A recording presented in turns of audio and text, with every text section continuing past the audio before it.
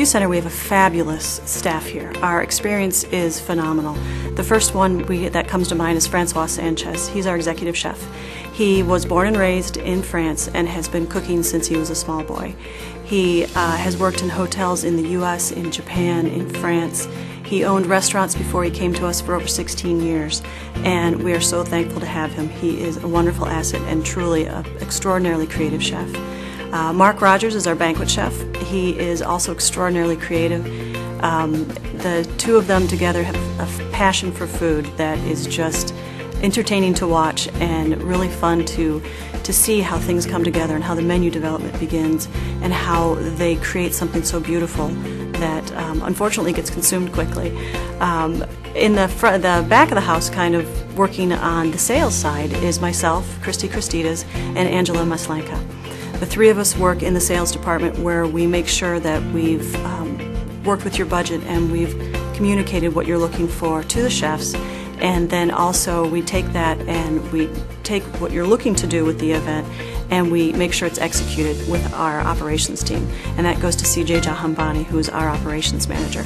And that team on the floor is phenomenal. They've been trained over and over again to provide the best service, whether it's a simple barbecue where they're wearing blue jeans and polos, or if they're in their tuxedos with their bow ties and their black vests.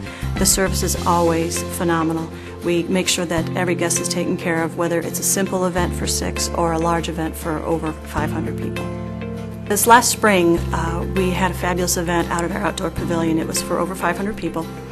We had just opened the pavilion and we had a lovely spring here, so it was an opportunity to kind of chase away the winter blues, so we offered something called a summer solstice.